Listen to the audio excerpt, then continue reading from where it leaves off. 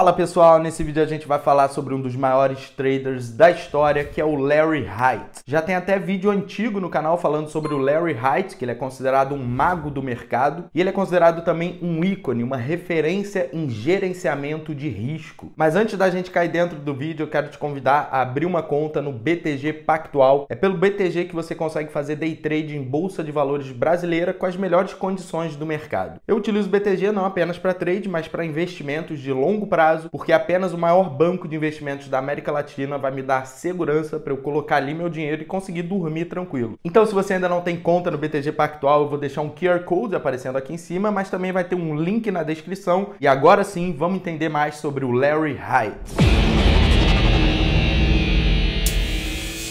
Larry Hite tem um patrimônio aproximado em 300 milhões de dólares, ou seja, é bilionário em reais. Então, 300 milhões, pessoal, é muita grana, tá? Em termos de dólares. O cara iniciou no mercado como corretor de ações e alguns anos depois se tornou corretor de commodities. Vocês vão ver como isso vai ter um impacto em toda a trajetória do Larry Hite. A partir do momento que ele sabia operar ações e a partir do momento que ele começou a operar commodities, isso foi costurando o que seria o futuro dele, que seria operar uma gama de ativos nas mais variadas classes. Ele fundou a Mint Investment Management Company. A Mint, pessoal, isso aí é um fundo gigante, tá?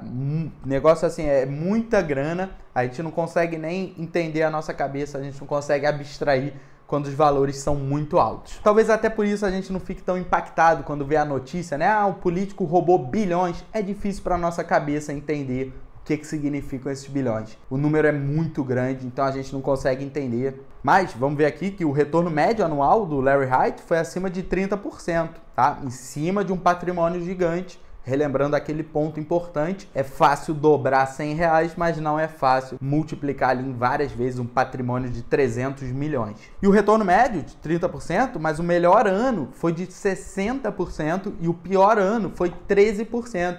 Então, pessoal, não é que o drawdown ali, o pior ano do cara, não é que foi negativo. E aí ele teve um ano que ele fez 200%. Não tem essa oscilação tão grande, essa volatilidade nos resultados. Então, ele tinha um retorno médio anual de 30%, o melhor ano foi 60% e o pior ano foi 13%, já é mais de 1% ao mês. Aí você fala, pô, mas 1% ao mês hoje a gente consegue na renda fixa. Pessoal, mas você não consegue 60%.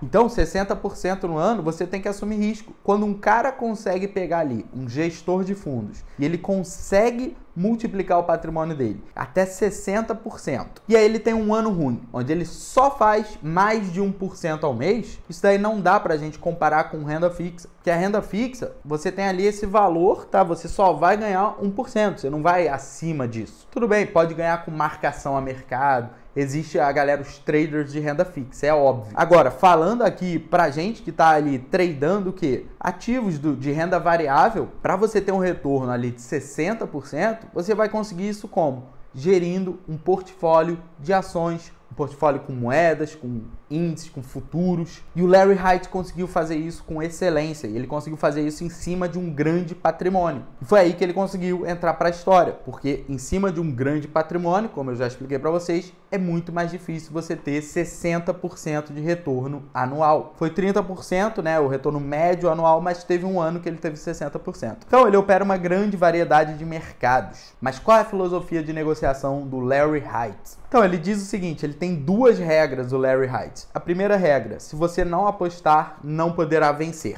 A segunda regra, se perder todas as suas fichas, não poderá apostar. O que ele quer dizer com isso? Então, gente, se você não apostar, não poderá vencer. A gente fica com medo de perder dinheiro, mas você tem que lembrar disso. Se você não apostar, você não vai poder vencer. Você quer um dia multiplicar seu patrimônio várias vezes, você vai ter que apostar, você vai ter que assumir risco. Aí você fala, ah, beleza, então vou assumir o risco máximo, vou comprar um monte de criptomoeda para eu ficar rico.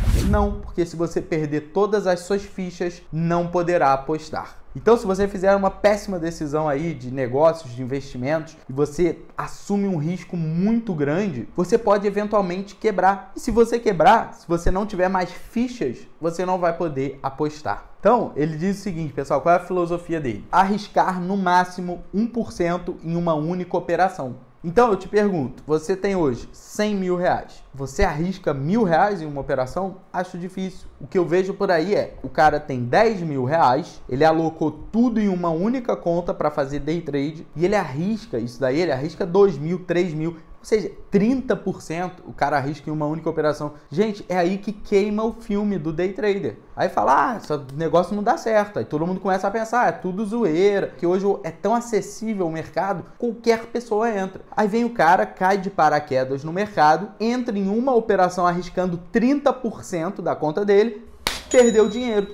E aí vai todo mundo falar, todo mundo perde dinheiro na bolsa de valores, todo mundo perde dinheiro no day trade. Não é isso, é porque ele está tão acessível hoje que qualquer jagunço chega aqui. Então, vamos seguindo aqui, ele diz o seguinte, sempre seguir a tendência, nunca desviar do método. Então olha só que interessante, você tem que seguir a tendência do mercado, tá? Ele não busca reversão, ele não busca lateralidade, ele opera tendência. E ele diz que você nunca deve se desviar do seu método. Então, você tem um método operacional, você tem leis operacionais. Não pode quebrar a lei. Qual o problema? Que você é o juiz, você é o policial, você é o réu. Então, você vai ter que se controlar. Não tem ninguém para fazer isso por você. Então, a regra máxima é o quê? Não se desviar do método, segue o que o método está falando e, de preferência, esse método vai ser seguidor de tendência. Então, o que ele faz aqui? Ele administra o risco pela volatilidade. Olha que interessante. Ele diz o seguinte, quando a volatilidade de um mercado se torna tão grande que ameaça a relação risco-retorno esperada, nós paramos de operar aquele mercado. Então, pessoal, olha só, a volatilidade do mercado, se ela está muito grande, vai ver a própria relação risco-retorno não vai estar fazendo tanto sentido. O pessoal que me acompanha há mais tempo entende muito bem como funciona o stop técnico. Então, se o mercado está muito volátil, provavelmente o stop técnico vai ter ficado muito alto.